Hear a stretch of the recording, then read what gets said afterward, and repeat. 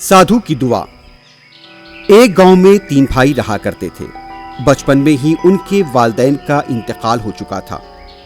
انہیں اپنے والدین کی وراثت میں چھوٹا مکان، تھوڑی زمین اور ایک آم کا درخت ملا۔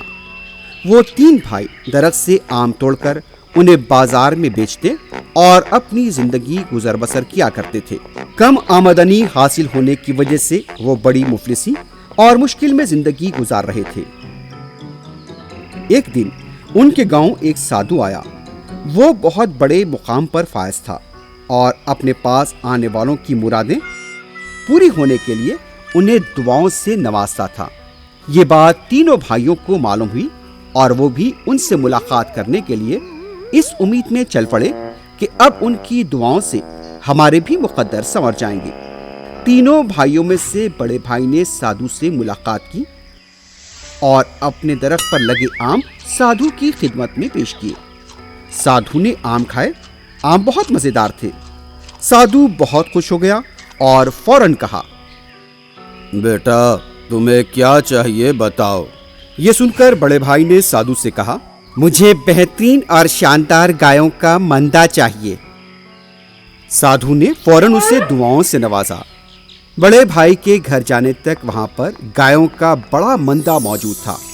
وہ سادھو کی دعاؤں کا پھل دیکھ کر بہت خوش ہوا۔ اس کے بعد تینوں بھائیوں میں سے دوسرا بھائی سادھو کے پاس حاضر ہوا۔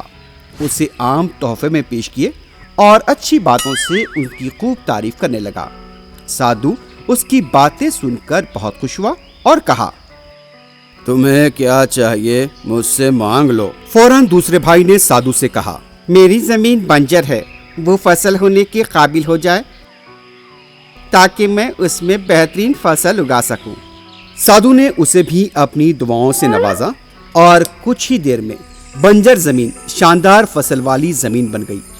اس کے بعد تینوں بھائیوں میں تیسرا بھائی سادھو کے پاس گیا اور بڑے ادب و احترام کے ساتھ اس کی خدمت میں آم پیش کرتے ہوئے کہنے لگا، آپ جیسی نیک ہستیوں کی دعائیں مجھے ہمیشہ چاہیے۔ سادھو اس کا ادب و احترام دیکھ کر بہت خوش ہوا۔ ٹھیک ہے بیٹا، اب تمہیں کیا چاہیے مجھ سے مانگ لو۔ یہ سن کر تیسرے بھائی نے عاجزانہ انداز میں کہا، میں شادی کرنا چاہتا ہوں، مجھے میرے قابل ایک لڑکی چاہیے۔ یہ سن کر سادھو نے فوراً اسے دعاؤں سے نوازا اور تیسرے بھائی کے گھر جانے تک وہاں پر ایک خوبصورت دوشیزہ اس سے شادی کرنے کے لیے تیار کھڑی تھی، جسے دیکھ کر تیسرا بھائی بہت خوش ہو گیا اور اس سے شادی کر لی۔ اس کے بعد سادھو تیرتھ یاترا پر نکل پڑے۔ سادھو کی دی ہوئی دعاؤں سے تینوں بھائی کچھ ہی دنوں میں کافی دولت کما کر بہتر زندگی گزارنے لگے۔ سادھو کی تیرتھ یاترا مکمل ہو گئی اور وہ دوبارہ دورے پر نکل پڑا۔ تبھی اس کے ذہن میں ان تینوں بھائیوں کا خیال آنے لگا کہ وہ کس حال میں ہوں گے، میری دعاؤں کا فائدہ اٹھا رہے ہوں گے یا نہیں۔ یہ سوال اس کے ذہن میں گشت کرنے لگا اور ان سے ملاقات کے لیے اس میں خواہش پیدا ہوئی۔ اس رات ایک مندر میں قیام کرنے کے بعد وہ صبح سویرے ان کے گاؤں پہنچ گیا۔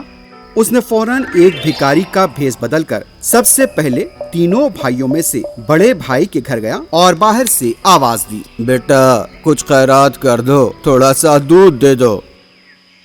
تب بڑا بھائی غصے سے باہر نکلا اور کہنے لگا، تجھے کچھ کام دھندا نہیں ہے؟ بھیک مانگنے کے لیے چلے آتے ہیں۔ صبح صبح میرا ہی گھر ملا تھا تجھے، نکل جا یہاں سے، دفع ہو جا۔ اتنا سننا تھا کہ سادھو اپنے حقیقی روپ میں آ گیا اور کہنے لگا، ارے وہ نالائق، تجھے اچھے برے کی تمیز نہیں ہے۔ غیر ضروری میں نے تمہیں اس دن دعائیں دی تھی، تمہارا غرور سر چڑھ کر بول رہا ہے، اپنی دی ہوئی دعائیں واپس لیتا ہوں۔ یہ کہتے ہوئے وہ غصے سے وہاں سے چلا گیا۔ اتنا ہونا تھا کہ بڑا بھائی اپنی ساری دولت گنوا بیٹھا اور دوبارہ مفلس ہو گیا۔ اس کے بعد سادھو دوسرے بھائی کے گھر گیا اور گھر کے باہر کھڑے ہو کر کو چاول خیرات کرو یہ کہہ کر صدا دینے لگا۔ دوسرا بھائی غصے سے گھر سے باہر نکلا اور حقارت سے کہنے لگا، اسے کیا لنگر سمجھ رکھا ہے؟ تمہیں مانگتے ہوئے شرم نہیں آتی؟ ایسا کہتے ہوئے خوب برا بھلا کہنے لگا۔ یہ باتیں سن کر سادھو کو بہت غصہ آیا اور وہ کہنے لگا، تم نے مجھے نہیں پہچانا، میں نے تمہیں خواہ دعائیں دی، تم اس کے ہرگز قابل نہیں ہو، میں ابھی ساری دعاؤں کو واپس لیتا ہوں۔ کچھ ہی لمحوں میں دوسرے بھائی کی ساری دولت برباد ہو گئی۔ اس کے بعد سادھو دوبارہ بھیکاری کا بھیس بدل کر تیسرے بھائی کے گھر گیا۔ رات کا وقت تھا، سردی بڑھ رہی تھی، ہوائیں چلنے لگی تھی۔ ایسے میں بھیکاری نے کانپتے ہوئے صدا دی، باہر کافی ٹھنڈ ہے، آج ایک دن کے لیے میں آپ کے آنگن میں وقت گزار لوں گا۔ یہ کہتے ہوئے فریاد کرنے لگا۔ تب تیسرے بھائی نے کہا، پہلے آپ گھر کے اندر تشریف لائیں۔ یہ کہتے ہوئے انہیں گھر میں بٹھایا اور ان کی خوب خاطر و ضیافت کی اور رات میں آرام کرنے کا بندوبست کیا۔ سادھو بہت خوش ہوا، تیسرے بھائی کو اپنی اصلی حقیقت بتائی اور سب کی مدد کرنے اور ایمانداری رکھنے والے اس جوڑے کو خوب دل سے دعائیں دیں اور یہ کہا کہ رات میں گاؤں کے باہر موجود مغرب میں واقع برگد کے درخت کے پاس چلے جانا۔ یہ کہہ کر وہ اپنے راستے پر چل پڑا۔ اس رات تیسرا بھائی اپنی بیوی کے ساتھ برگد کے درخت کے پاس پہنچا، جہاں اسے سونے سے لبریز 3 گھڑے نظر آئے۔ اسے اٹھا کر وہ اپنے گھر چلے آئے اور وہ جان گئے تھے کہ یہ سادھو کی دعاؤں کا پھل ہے۔ اس طرح وہ ہنسی خوشی صدقہ و خیرات کرتے ہوئے اپنی باقی زندگی گزارنے لگے۔ اس کہانی سے یہ سبق ملتا ہے کہ ہمیشہ غریب لوگوں کی مدد کرنی چاہیے۔ دولت کے نشے میں کبھی بھی کسی کو حقیر نہیں سمجھنا چاہیے۔ Hi kids! Hope you liked the video. Subscribe for more videos. Visit us in Facebook and Twitter. Thank you. Bye bye.